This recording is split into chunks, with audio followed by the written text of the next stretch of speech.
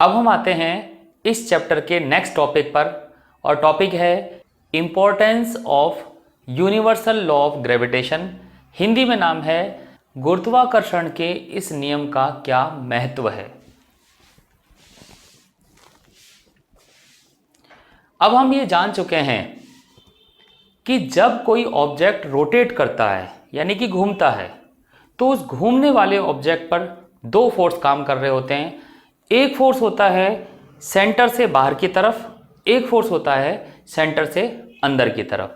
सबसे पहले हम बात करते हैं हमारे बारे में। अर्थ एक गोल गेंद की तरह है जिस पर हम कहीं रहते हैं, और ये पूरी की पूरी अर्थ वो एक्सेस पर रोटेशन कर रही है। अब सोचिए कि जब अर्थ का रोटेशन हो रहा है तो हम सब पर बाहर की तरफ एक फोर्स काम करेगा, और जब बाहर की तरफ फोर्स काम करेगा तो हम सब अर्थ के बाहर गिर जाएंगे। तो कौन सा फोर्स है जो हमें अर्थ पर रोके रखता है? और ऑब्वियस है वो फोर्स है ग्रेविटेशन फोर्स। यही ग्रेविटेशन फोर्स जो है अभिकेंद्रीय बल या सेंट्रीपिटल फोर्स की जगह काम करता है। तो पहला महत्व हुआ, जमीन पर हम सबको जो बांधे रखता है वो ग्रेविटेशन फोर्स है। The force which bind us with अर्थ, जमीन पर हमें रोके रखने वाला बल ही गुरुत्वाकर्षण बल है। दूसरी बात, अर्थ का रोटेशन और अर्थ के चारों तरफ चांद का रोटेशन, ये रोटेशन भी ग्रेविटेशन फोर्स की वजह से है, क्योंकि ग्रेविटेशन फोर्स होने की वजह से चांद अर्थ की तरफ आ जाना चाहिए, लेकिन चांद अर्थ की तरफ नहीं आता है। इसका मतलब है चांद पर बाहर की तरफ कोई फोर्स काम जरूर कर रहा होगा, और वो फोर्स तभी काम करेगा जब मून रोटेट करना शुरू कर देगा। इसलिए हम कहते हैं कि मून अर्थ के चारों तरफ रोटेट इसी वजह से कर रहा है क्योंकि अर्थ मून को ग्रेविटेशन फोर्स से अपनी तरफ अट्रैक्ट करके रखती है। अगर मून को अपनी ही जगह रोके रखना है तो उसको चक्कर लगाने होंगे। यहां हमने लिखा है motion of moon around us, चंद्रमा का पृथ्वी के चारों तरफ घूमना। सिर्फ अर्थ की बात नहीं, अगर हम सन की बात करते हैं तो सन के चारों तरफ भी प्लेनेट रिवॉल्व कर रहे हैं। अब ये सोचिए, सन अगर किसी प्लेनेट को अपनी तरफ अट्रैक्ट कर रहा है ग्रेविटेशन फोर्स से, तो वो प्लेनेट तो सन में आके गिर जाना चाहिए। लेकिन अगर वो प्लेनेट वहां रुका हुआ है तो इसका मतलब ये है उस प्लेनेट को सन के फोर्स के जस्ट अपोजिट डायरेक्शन से कोई फोर्स उसको खींचता है। लेकिन यहां पर वो फोर्स मिलेगा कहां से? वो मिलेगा सेंट्रीफ्यूगल फोर्स यानी कि अपकेंद्रीय बल। मींस जब कोई ऑब्जेक्ट घूमेगा तभी उस पर बाहर की तरफ एक फोर्स काम करेगा, और वो बाहर की तरफ वाला फोर्स सूरज के ग्रेविटेशन फोर्स को कंपनसेट करेगा और वो प्लेनेट अपनी जगह रुका रहेगा। तो प्लेनेट के मोशन का जो कारण है वो भी ग्रेविटेशन फोर्स है। Motion of planet around sun, ग्रहों की सूर्य के चारों ओर गति। इसके अलावा और भी बहुत सारे केसेस हैं जहां पर ग्रेविटेशन का इफेक्ट है। जैसे कि हमें मालूम है मून के ग्रेविटेशन की वजह से अर्थ पर इफेक्ट पड़ता है, लेकिन उस इफेक्ट का जो रिजल्ट है वो सिर्फ पानी पर ही नजर आता है। तो टाइड्स जिसे हम कहते हैं ज्वार भाटा, वो भी ग्रेविटेशन फोर्स की वजह से आता है, और उसका मेन कारण है मून का ग्रेविटेशन फोर्स। तो इस तरह से बहुत सारे इंपॉर्टेंट फैक्टर्स हैं जो ग्रेविटेशन की वजह से काम करते हैं। अब हम आते हैं अगले टॉपिक पर जिसका नाम है फ्री फॉल। हिंदी में इसे बोलेंगे मुक्त पतन। फ्री फॉल या मुक्त पतन का मतलब है किसी ऑब्जेक्ट को हम लें और उसको छोड़ दें और वो जमीन पर गिरने लग जाए। जमीन पर गिरते समय हम ये मान के चलते हैं ग्रेविटेशन फोर्स जमीन का उस पर काम कर रहा है और किसी तरह का फोर्स उस पर काम नहीं कर रहा है। और किसी तरह का फोर्स का मतलब है एयर होती है जिसका फ्रिक्शन काम कर सकता है, वहां पर कोई आंधी नहीं होनी चाहिए, ऐसा भी नहीं हो कि बारिश हो रही हो। तो इस तरह के बाकी फोर्स हम यहाँ नहीं मान रहे हैं। तो ऐसे केस में जब ऑब्जेक्ट गिरता है तो उसको हम बोलते हैं ऑब्जेक्ट इज फॉलिंग फ्री, यानी ऑब्जेक्ट मुक्त तरीके से गिर रहा है। तो एक छोटा सा डायग्राम बनाते हैं, इस डायग्राम को समझते हैं। इस डायग्राम में जो ये सर्कल हमने बना रखा है ये है अर्थ यानी कि पृथ्वी, ओ है उसका सेंटर, अर्थ की रेडियस यानी कि त्रिज्या है उसकी आर, अर्थ का मास यानी कि द्रव्यमान है कैपिटल एम, एक ऑब्जेक्ट है जो नीचे गिर रहा है, ऊपर से वो जमीन पर गिरते हुए दिखाई दे रहा है, स्मॉल एम है उस ऑब्जेक्ट का मास और जमीन की सरफेस से उसकी हाइट है h। तो इस तरह से हमने एक ऑब्जेक्ट बनाया है जो फ्री फॉलिंग कंडीशन में है। यहाँ पर और किसी तरह के फोर्स की हम बात नहीं कर रहे हैं। अब हम ये जानते हैं कि अर्थ हर ऑब्जेक्ट पर ग्रेविटेशन फोर्स लगाती है, तो ग्रेविटेशन फोर्स लगाती है तो इस ऑब्जेक्ट पर भी कोई ना कोई फोर्स काम कर रहा होगा। हमने लिखा है as force is acting on m। अभी हमने कहा कि m मास के ऑब्जेक्ट पर फोर्स काम कर रहा है यानी कि वस्तु पर बल काम कर रहा है, और हम जानते हैं फोर्स काम करता है तो F इक्वल टू ma ये फॉर्मूला काम आता है। F यहाँ पर फोर्स है, m यहाँ पर उस ऑब्जेक्ट का मास है और a हम मान लेते हैं उस ऑब्जेक्ट का एक्सेलरेशन है। एक्सेलरेशन माने त्वरण। हमने ये फोर्स जो लिखा है ये हमने अपनी फोर्स की जानकारी से लिखा है, क्योंकि हम जानते हैं ऑब्जेक्ट पर फोर्स काम करता है तो F equal to ma formula हम इस्तेमाल कर सकते हैं। अब हम बात करते हैं हमारे ग्रेविटेशन की नॉलेज की। हम जानते हैं कि दो ऑब्जेक्ट के बीच में ग्रेविटेशन फोर्स काम करता है और अब हम उसका फॉर्मूला भी जानते हैं तो वो फॉर्मूला भी हम इस्तेमाल कर लेते हैं।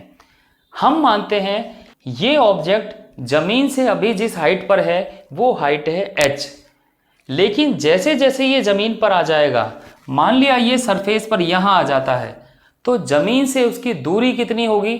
सरफेस पर तो देखा जाए तो वो टिक चुका है यानी उसकी दूरी 0 हो गई है, लेकिन वास्तव में हमें दूरी हमेशा वस्तु के केंद्र से यानी ऑब्जेक्ट के सेंटर से मेजर करनी होती है।